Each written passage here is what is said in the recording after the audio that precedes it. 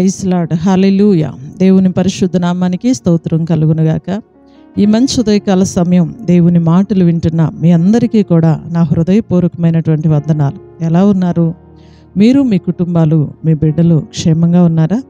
దేవుని మహాకృప మీకు, మీ కుటుంబాలకి తోడై ఉండునుగాక. ఆమేన్. పరిశుద్ధ గ్రంథంలో నుండి ఒక వాక్యాన్ని మనం చదువుకుందాం. చూడండి, మత్తయి సువార్త 6వ అధ్యాయం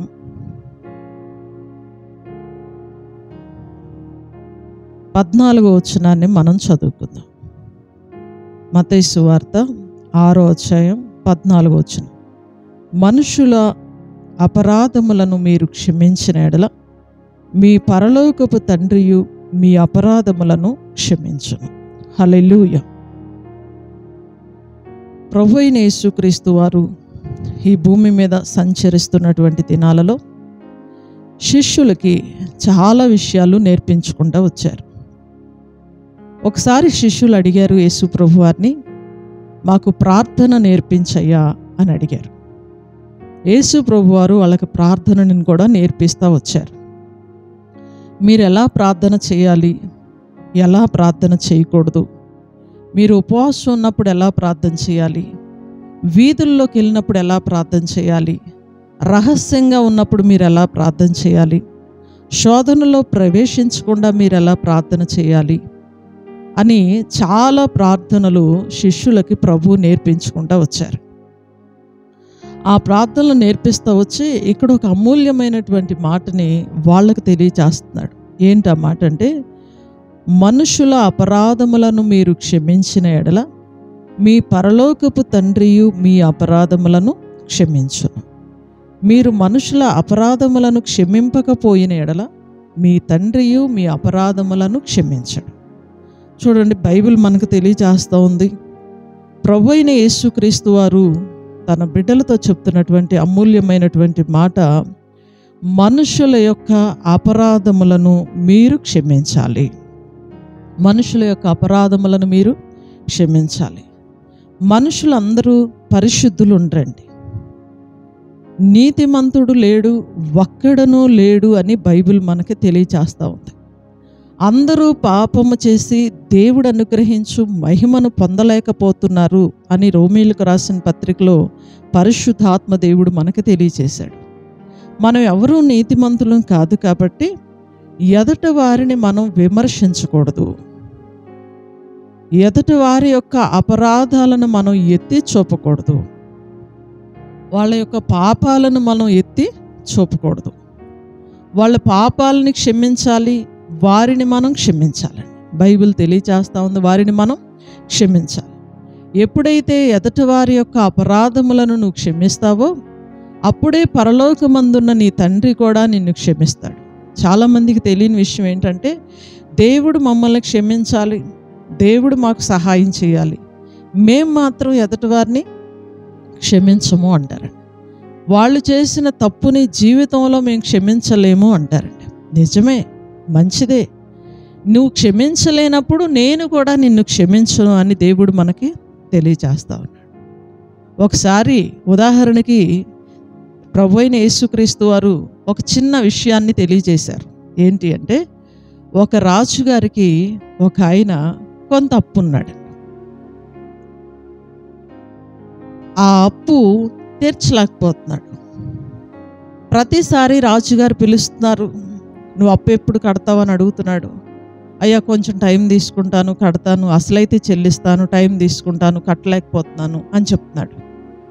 అయితే ఒకరోజు రాజుగారు క్షమించి కనికరించి, ఇంక ఇన్ని వేల రూపాయల అప్పు నువ్వు కట్టలేవులే, నేను నిన్ను క్షమించేశాను, నీ అప్పు ఇంక నువ్వు కట్టక్కర్లేదు, నేను క్షమించాను కాబట్టి నీ అప్పు కొట్టేశాను, నువ్వు వెళ్ళిపోవచ్చు అన్నాడు. అప్పుడు ఆయన సంతోషంగా ప్రభువుని స్తుతించుకుంటా వెళ్ళిపోయాడు. ఈ వెళ్ళిపోయినటువంటి వ్యక్తికి మరొక వ్యక్తి కొంచెం రుణం ఇవ్వాలి.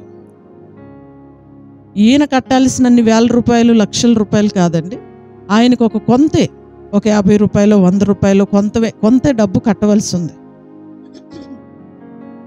ఆ వ్యక్తిని పిలిపించి ఈయన అడిగాడు, నా అప్పు ఎప్పుడు చెల్లిస్తావని.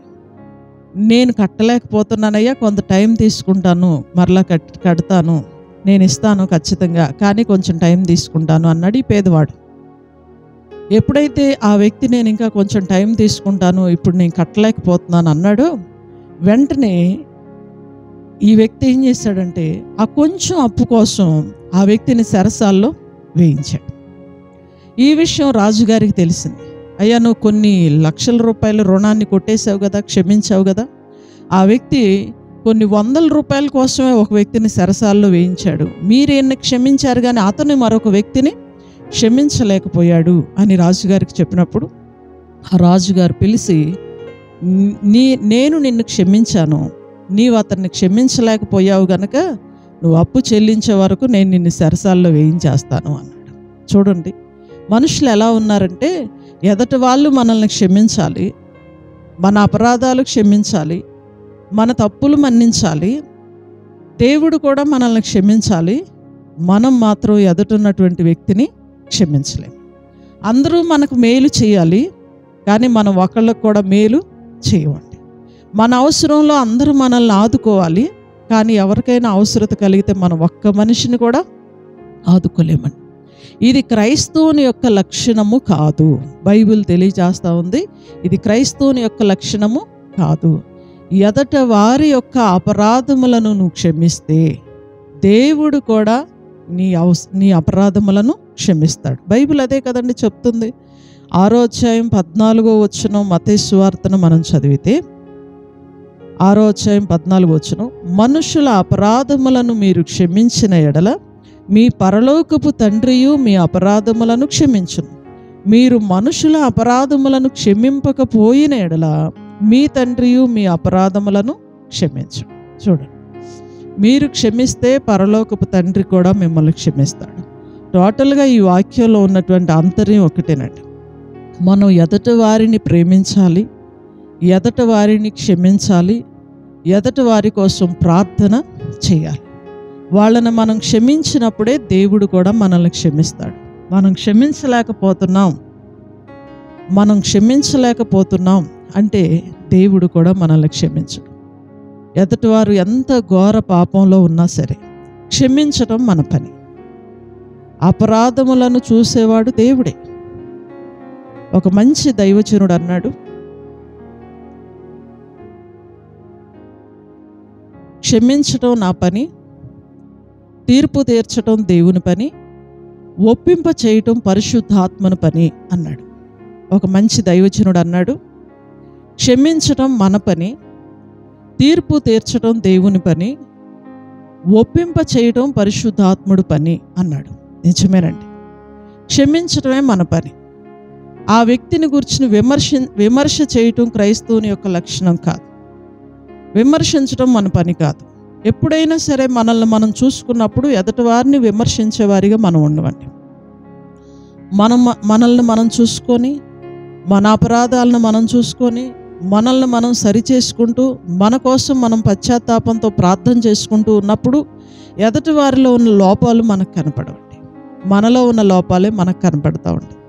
ఎదటి వారిని విమర్శిస్తున్నావు అంటే నీలో ఉన్న తప్పులేంటో నువ్వు ఇంకా గ్రహించలేకపోయావనే అర్థం. ఎప్పుడు విమర్శించేవారిగా ఉండొద్దు, మనల్ని మనం సరిచేసుకునేవారిగా ఉందాం. పరిశుద్ధాత్మదేవుడు మనకు సహాయం చేసి సర్వసత్యంలోనికి ఆయన మనల్ని నడిపించునుగాక. ఆమేన్. ప్రార్థన చేసుకుందాం.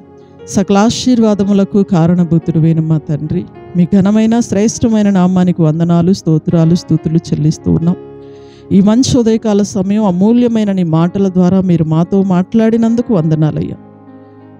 మనుషుల యొక్క అపరాధములను మీరు క్షమించిన ఎడల మీ పరలోకపు తండ్రియు మీ అపరాధములను క్షమించును అని లేఖనం మాకు తెలియజేసింది.